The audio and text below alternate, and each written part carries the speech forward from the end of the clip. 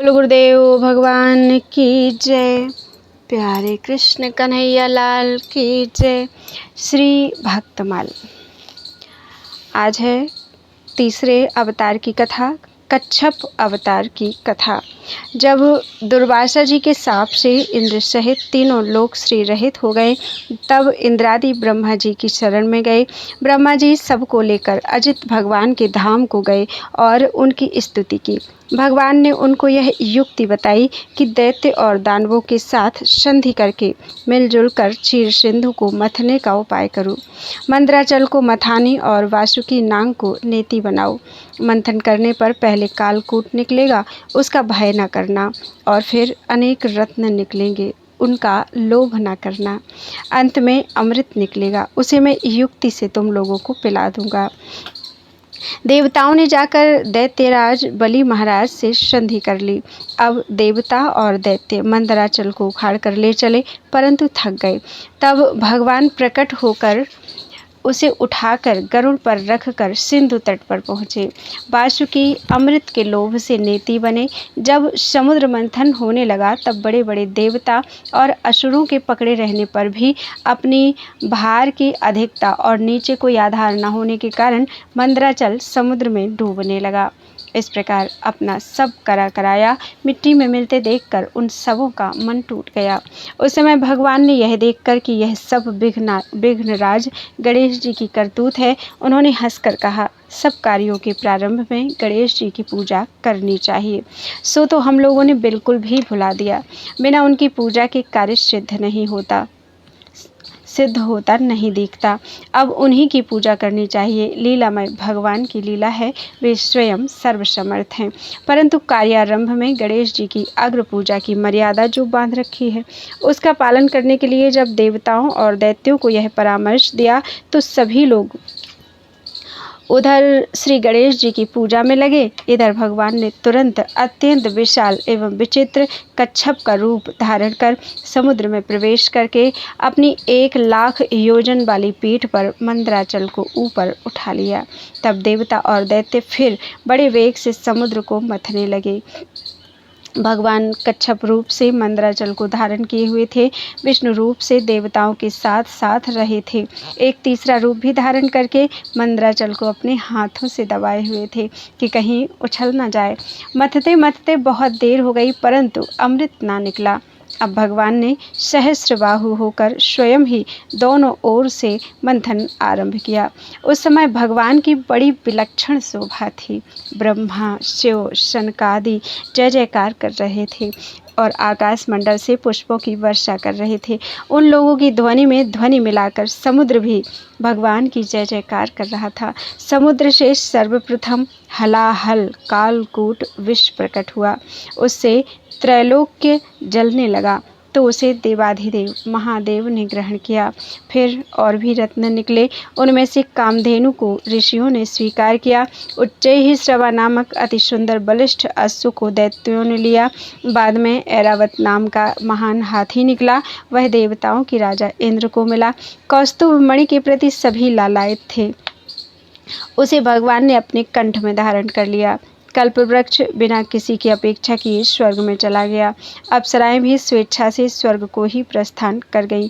भगवती लक्ष्मी ने अपनी ओर से उदासीन रहने पर भी सर्वगुण संपन्न भगवान विष्णु को वरण किया। वारुणी देवी को दैत्यों ने बड़े चाव से लिया।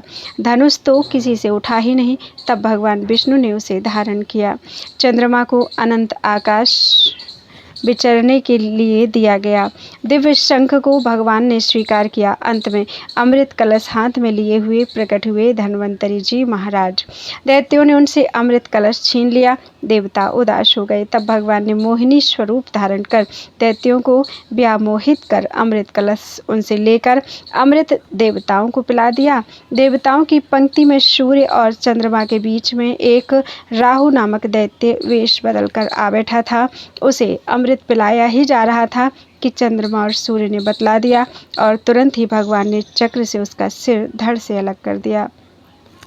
परंतु कुछ अमृत उसे मिल चुका था, अतः सिर कटने पर भी वह मरा नहीं। इसलिए उसे ग्रहों में स्थान दिया गया। राहु अब भी सूर्य चंद्रमा से बदला लेने के लिए उनके पर्व अमावस्या और पूर्णिमा पर आक्रमण करता है, जिसे ग्रहण कहते हैं। देवताओं ने अमृत पी ही लिया था, भगवान का आश्रय था ही, अतः अब की बार संग्राम में विजय देवताओं की हुई। बोलो वृंदावन बिहारी लाल की जय। चौथा अवतार है श्री नरसिंह अवतार की कथा। जब बाराह भगवान ने हिरण्याक्ष का वध कर डाला था, तब उसकी माता दिति, उसकी पत्नी भानुमति, उसका भाई हिरण्यकशिपु और समस्त परिवार बड़ा दुखी था। दैत्येंद्र हिरण्यकशिपु ने सबको समझा बुझाकर शांत किया, और परंतु स्वयं शांत नहीं हुआ। हृदय में प्रतिशोध की ज्वाला धधकने लगी। फिर तो उसने निश्चय किया कि तपस्या करके ऐसी शक्ति प्राप्त की जाए कि त्रिलोकी का राज्य निष्कंटक हो जाए और हम अमर हो जाएं। निश्चय कर लेने पर हिरण्यकशिपु ने मंदराचल की घाटी में जाकर ऐसा घोर तप किया कि जिससे देवलोक भी तप्त हो गए। देवताओं की प्रार्थना पर ब्रह्मा जी ने जाकर उससे अमृत छोड़कर अन्य कोई भी मनचाहा वर मांगने को कहा। उसने कहा कि मैं चाहता हूँ कि आपके बनाए हुए किसी प्राणी से मेरी मृत्यु ना हो।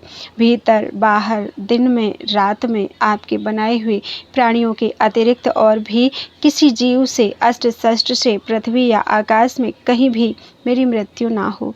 युद्ध में कोई भी मेरा सामना न कर सके। मैं समस्त प्राणियों का एक छत्र सम्राट बनूं। इंद्रादि समस्त लोकपालों में जैसी आपकी महिमा है, वैसी ही मेरी हो।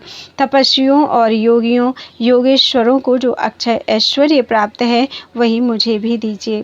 ब्रह्मा जी ने एवमस्तु कहकर उसके मांगे वर उसको दिए। वह अपनी चतुराई पर बड़ा ही प्रसन्न हुआ कि मैंने ब्रह्मा को भी ठग लिया। उनके ना चाहने पर भी मैंने युक्ति से अमरत्व का वरदान ले ही लिया। यह जीव का स्वभाव है कि वह अपनी चतुराई से, चतुरानन की कौन कहे, भगवान को भी धोखा देने का प्रयत्न करता है। वैसे ही हिरण्यकशिपु ने भी अपनी समझ से मृत्यु का दरवाजा बंद कर ही लिया था, किंतु भगवान ने जब चाहा तो खोल ही लिया। वर प्राप्त कर उसने संपूर्ण दिशाओं, तीनों लोकों तथा देवता, असुर, नर, गंधर्व, गरुण, सर्प, सिद्ध, चारण, विद्याधर, ऋषि, पितृगणों के अधिपति, मनु, यक्ष, राक्षस, पिशाचपति, भूत और प्रेतों के नायक तथा संपूर्ण जीवों के स्वामियों को जीतकर अपने वशीभूत कर लिया। इस प्रकार उस विश्वजित असुर ने अपने पराक्रम से संपूर्ण लोकपालों के स्थान छीन लिए। स्वयं इंद्र भवन में रहने लगा। उसने दैत्यों को आज्ञा दी कि आजकल ब्राह्मणों और क्षत्रियों की बहुत बढ़ती हो गई है। जो लोग तपस्या, व्रत, यज्ञ, स्वाध्याय और दानादि शुभ कर्म कर रहे हैं, उन सबों को मार डालो, क्योंकि विष्णु की जड़ है द्विजातियों का कर्म धर्म, और वही धर्म का परम आश्रय है। दैत्यों ने जाकर वैसा ही किया, परंतु जहाँ त्रैलोक्य में इस प्रकार धर्म का नाश किया जा रहा था, वहाँ हिरण्यकशिपु के पुत्रों में प्रहलाद जी जन्म से ही भगवत भक्त थे। 5 वर्ष की अवस्था में वे अपने पिता को भगवत भक्ति का पाठ सुना रहे थे। पुत्र को अपने शत्रु विष्णु का भक्त जानकर उसने यह निश्चय कर लिया कि यह अपना शत्रु है, जो पुत्र रूप से प्रकट हुआ है, अतः उसे मार डालने की आज्ञा दी। पर दैत्यों के सब प्रयोग व्यर्थ हुए। तब हिरण्यकशिपु को बड़ी चिंता हुई। उसने उन्हें बड़े बड़े मत वाले हाथियों से कुचलवाया, विषधर सर्पों से डसवाया, कृत्या राक्षसी उत्पन्न कराई कि प्रहलाद को खा ले, पहाड़ों पर से नीचे गिरवाया, शंबरासुर से अनेकों प्रकार की माया का प्रयोग कराया, विष दिलाया, दहकती आग में प्रवेश कराया, समुद्र में डुबाया इत्यादि अनेक उपाय मार डालने के लिए किए, पर उनका बाल भी बांका नहीं हुआ। गुरुपुत्रों की सलाह से वे वरुण पास से बांध कर रखे जाने लगे कि कहीं भाग न जाए, और गुरुपुत्र इन्हें अर्थ, धर्म और काम की शिक्षा देने लगे। छुट्टी के समय प्रहलाद जी ने समवयस्क असुर बालकों को भगवत भक्ति का स्वरूप बताया, जिसे सुनकर सब सहपाठी असुर बालक भगवत निष्ठ हो गए। यह देखकर पुरोहित ने जाकर सब हाल हिरण्यकशिपु से कहा। सुनते ही उसका शरीर क्रोध के मारे थर-थर कांपने लगा, और उसने प्रहलाद जी को अपने हाथ से मार डालने का निश्चय किया। उन्हें बुलाकर बहुत डांटा, झिड़का और पूछा कि तू किसके बल पर मेरी आज्ञा के विरुद्ध काम किया करता है। प्रहलाद जी ने उसे सर्वात्मा सर्वशक्तिमान भगवान के स्वरूप का उपदेश दिया। वह क्रोध से भरकर बोला, देखूं वह तेरा जगदीश्वर कहाँ है? अच्छा, क्या कहा? वह सर्वत्र है, तो इस खंबे में क्यों नहीं दिखता?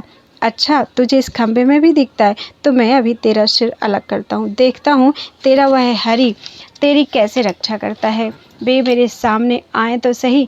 इत्यादि कहते कहते जब वह क्रोध को संभाल ना सका, तब सिंहासन पर से खड़ग लिए कूद पड़ा और प्रहलाद जी के यह कहते ही कि हाँ, वह खंबे में भी है, उसने बड़े जोर से खंबे को घूंसा मारा।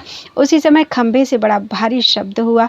घूंसा मारकर वह प्रहलाद जी को मारने के लिए झपटा था, परंतु उस अपूर्व घोर शब्द को सुनकर वह घबराकर देखने लगा कि शब्द करने वाला है कौन। इतने में उसने खंभे से निकले हुए एक अद्भुत प्राणी को देखा। वह सोचने लगा, अहो, यह ना तो मनुष्य है न सिंह है, फिर यह नरसिंह रूप में कौन अलौकिक जीव है। वह इस उधेड़ वन में लगा ही हुआ था कि उसके सामने, बिल्कुल सामने, नरसिंह भगवान खड़े हो गए। भगवान उससे बड़ी देर तक खिलवाड़ करते रहे।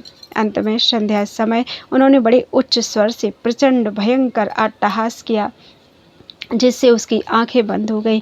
उसी समय झपट कर भगवान ने उसे पकड़कर राजसभा द्वार की ड्योढ़ी पर ले जाकर अपनी जंघाओं पर गिराकर अपने नखों से उसके पेट को चीर कर उसे मार डाला।